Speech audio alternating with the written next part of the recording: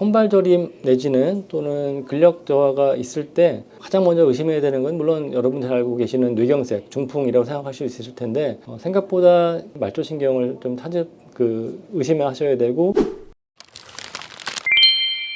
네, 안녕하십니까. 저는 강동 경희대병원 신경과 김상범이라고 합니다. 저는 주로 신경 근육질환, 말초신경병과 근육병, 그 다음에 각종 신경병 통증을 주로 보고 있고요. 특히 제가 신경 근육 초음파라는 검사도 같이 하고 있어서 여러 가지 신경병을 진단하고 치료하는데 환자분들께 도움이 되려고 하고 있습니다.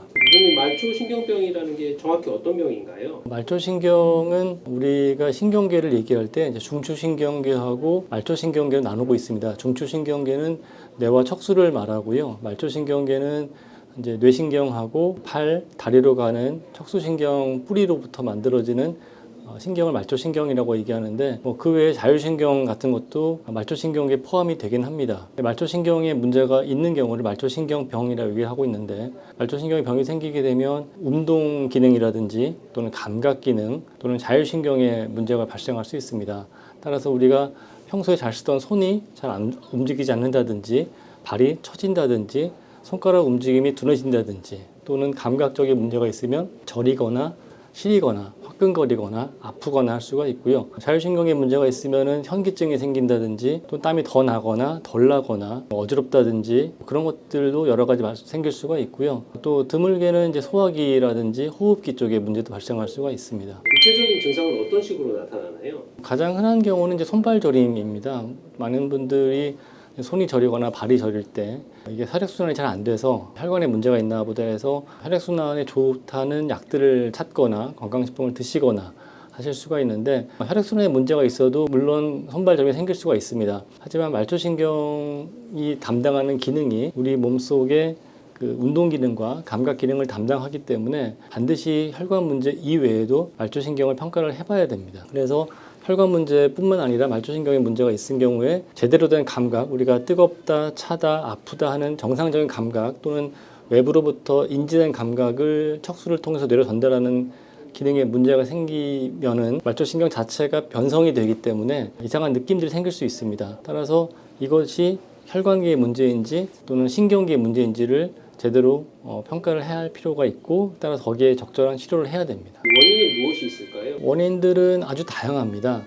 우리가 그 말초신경의 병이 있을 때 다발신경병이라는 표현을 하는데 그거는 여러 신경에 문제가 있을 때가 다발신경병 얘기를 하고요. 그 다음에 단일신경병, 하나나 두 개 정도의 신경병이 있을 수가 있습니다. 다발신경병의 가장 큰 원인은 당뇨병이고요. 비만하신 분들이 늘어나고 그 다음에 여러 가지 우리의 식생활 변화가 생기면서 대사증후군, 당뇨병, 고혈압, 고지질 혈증들이 생기면서 우리 몸속에 대사기관에 문제가 생기는 경우가 제일 흔하지만 그 외에 비타민 결핍이라든지 또는 드물게 그 자가 면역 질환 그리고 감기나 장염 이후에 아주 드물게 생기는 염증성 다발신경병도 있고요. 그 외에도 원인 모르는 경우도 한 4분의 1 정도는 나올 수 있습니다. 그런 게 가장 흔한 다발신경병의 원인이고요. 또 하나 또 흔하게 볼 수 있는 거는 왼손이 저리거나 또는 오른발이 저리거나 또는 힘이 빠지거나 하는 경우는 단일신경병을 생각해 봐야 됩니다. 이런 경우는 퇴행성 변화로 우리가 손목 터널 증후군, 팔꿈치 터널 증후군, 그 다음에 발목 터널 증후군, 또 내지는 잠을 잘못 자고 났을 때 다 경험 있으시겠지만 잠깐 팔이 좀 저릿저릿하고 얼얼하다가 좀 시간이 좀 풀리는 그게 좀 더 시간이 많이 지났을 때는 요골신경병이라든지 또는 너무 오래 쭈그리고 앉아 있다가 일어났을 때 다리가 얼얼할 수가 있는데 그게 너무 심한 경우에 발처짐이 생길 수 있는 비골신경병, 종아리신경병이라고 얘기하는데요. 그렇게 단일신경병이 생기는 경우도 드물지 않게 있습니다. 그리고 또 드물진 않지만 이제 우리가 목 디스크나 허리 디스크를 얘기할 때 신경 뿌리병이 이제 퇴행성으로 생길 수도 있습니다. 그래서 손발 저림이 있을 때 양쪽에 왼쪽 오른쪽에 대칭적인 다발신경병이냐 아니면은 그 개별 신경이 여러 개가 뭉쳐서 모이는 다발 단일신경병이냐 내지는 어떤 퇴행성 원인으로 생길 수 있는 단일신경병이냐 이런 것들을 와서 진찰을 받고 신경계 진찰을 통해서 진단을 해볼 수가 있겠습니다. 말초신경병은 특정 연령대에서 더 잘 생기나요? 딱히 연령을 가리지는 않지만 아무래도 연세가 드시면 노화가 되면은 혈관도 관절도 여러 가지 근골격계 문제인 것처럼 말초신경도 좀 노화가 되고 퇴행이 생길 수 있습니다. 또한 신경 주변에 그런 근골격계 쪽에 문제가 생겨도 신경을 압박하는 경우 또는 포착하는 경우가 있어서요. 아까 말씀드린 것처럼 단일신경병이나 다발 단일신경병이 생길 수가 있는데 그 외에도 여러 가지 비타민 결핍이라든지 또는 대사증후군, 당뇨병 같은 것들 생기거나 또 잘못된 자세 뭐 그런 것들을 통해서 신경의 압박이나 포착할 수 있는 그런 변형이 생길 수 있습니다. 따라서 연령대는 비교적 다발신경병은 고령층에 따라서 점차 증가하는 경향이 있다면 젊은 층에서는 자세라든지 또 하나는 이제 드물지만 염증성 병변 같은 병터 같은 게 생겨서 생길 수도 있겠습니다. 증상이 의심되면 어떤 검사를 받게 되나요? 예, 보통 선발절이시면은 이제 혈관계 문제를 먼저 걱정하시기 때문에 뭐 요즘은 뭐 혈관외과에서 초음파 검사도 많이 하는데 가장 먼저 해봐야 되는 거는 신경과나 이쪽에 오셔서 전기 진단 검사를 하셔야 됩니다. 왜냐면은 신경이라는 자체가 전기적 특성이 있기 때문에 우리가 신경의 내부에 일종의 전류를 통해서 운동 기능을 이제 지시한다든지 우리가 움직일 수 있게 뇌에서 신경을 통해서 근육으로 또는 이 피부에 있는 모든 감각기관을 통해서 정상 감각이라든지 이상 감각들을 신경을 통하고 척수를 통해서 뇌로 전달하게 됩니다. 그런 그 전기적 특성을 전기진단 검사인 신경전도 검사와 필요한 경우에 심근전도 검사를 해볼 수가 있고요. 최근 들어서는 신경 근육 초음파를 통해서 신경의 이상을 초음파로 직접 볼 수가 있습니다. 우리가 뇌에 문제가 있거나 척수에 문제가 있을 때 뇌파나 유발전이 검사를 하다가 그 다음에 MRI를 찍듯이 말초신경도 신경전도나 근전도 검사를 하고 그 이후에 초음파를 통해서 신경에 어떤 병자가 생겼는지 확인할 수가 있습니다. 그래서 신경계 진찰, 전기진단검사, 신경류 초음파 검사를 통해 신경에 병태가 있는 게 확인되었다면 그 다음에는 혈액 검사라든지 또 필요한 경우에 뇌척수의 검사 같은 걸 통해서 어떤 원인 때문에 이 신경 근육계에 병이 생겼는지를 확진하고 거기에 대한 치료를 고려해 볼 수 있겠습니다. 치료는 어떻게 진행되나요? 어떤 질환도 마찬가지지만 원인을 제거하는 겁니다. 그 원인이 어떤 자세라든지 또한 신경을 압박하는 포착하는 병터가 있다면 제거하는 거고요. 그 외에 다른 원인들 예를 들어서 비타민 결핍이 있다면 비타민 보충해야 되고 염증성 또는 자가면역성 질환 같은 경우는 스테로이드를 고용량을 사용하거나 또는 일부 용량을 사용해서 단계적 증량 또는 감량을 하기도 합니다. 그리고 이거는 어떤 원인적인 거라면 일단 증상이 생겼습니다. 특징적인 신경병 통증이라고 얘기하는데 우리가 아프다 그러면은 근골격의 통증 같은 경우는 일반적으로 진통제 또는 소염 진통제를 사용하게 되는데 신경계 통증은 약간 결이 다릅니다. 왜냐면은 우리가 신경 자체는 감각신경은 통증, 차고 더운 것, 진동 감각, 관절 감각 그런 것들을 잡아서 인지를 해서 뇌로 전달을 해야 되는데 신경의 변성이 생기게 되면은 알아서 거기서 이상한 느낌들을 뇌로 전달하게 됩니다. 그걸 차단해야 됩니다. 신경이 회복되면 저절로 좋아지긴 하겠지만 그 기간이 너무 오래 걸리고 특히 말초신경 같은 경우는 손상이 되었을 때 한 달에 1인치 정도 재생된다는 보고도 있는 것처럼 아주 더디고 느립니다. 보통 1, 2년 내지는 2, 3년 정도를 길게 말씀드릴 수가 있는데요.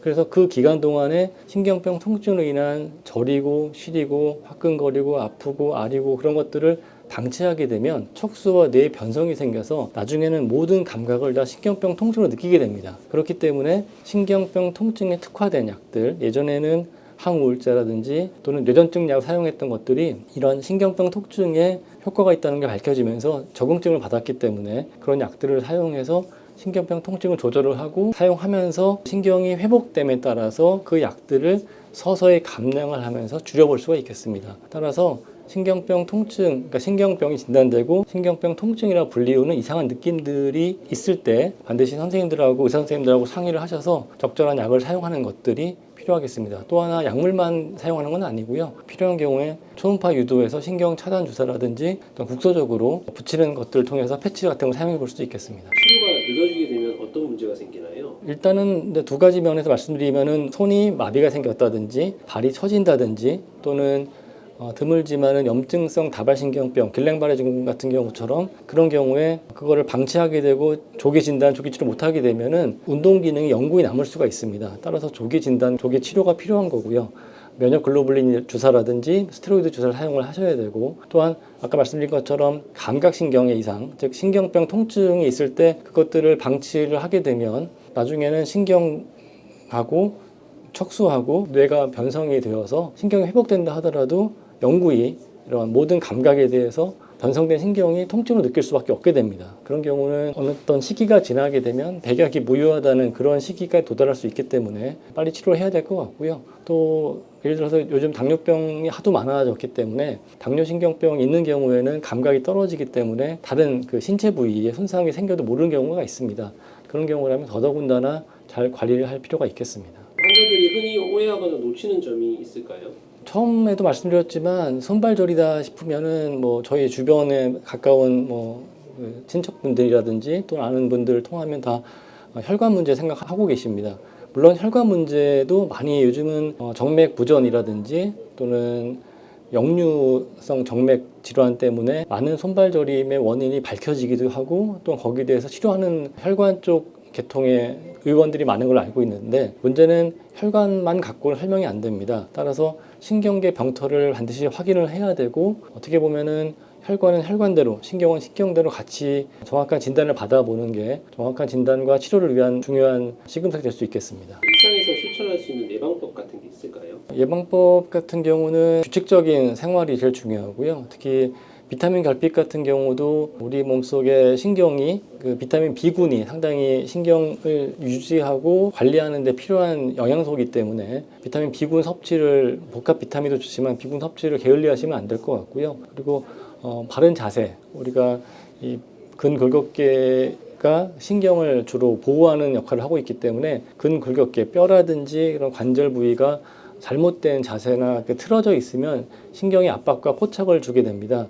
그런 경우라면은 신경이 손상될 수 있기 때문에 바른 자세하고 적절한 운동도 필요할 것 같고요. 또한 건강한 신체가 있어야 아울러 그 신경도 같이 건강할 수가 있기 때문에 하셔야 되고 특히 요즘 같은 경우는 이제 고혈당 내지는 고지질혈증 같은 경우가 신경 손상을 가속화시킬 수 있기 때문에 대사질환에 대한 관리도 꼭 필요할 것 같습니다. 마지막으로 시청자분들께 꼭 전하고 싶은 말씀이 있으실까요? 손발저림 내지는 또는 근력 저하가 있을 때 가장 먼저 의심해야 되는 건 물론 여러분 잘 알고 계시는 뇌경색, 중풍이라고 생각하실 수 있을 텐데 생각보다 그 뇌경색은 주로 편마비 한쪽에 그 발음도 어두워지고 그 다음에 팔, 다리 마비가 생긴다면은 주로 손이나 발 양쪽이라든지 또는 왼손과 오른발이라든지 이런 식의 좀 차이를 두는 것들을 증상이 있을 때는 신경 또는 근육 쪽에 문제일 수 있기 때문에 뇌병터로 발생하는 뇌경색보다는 말초신경을 좀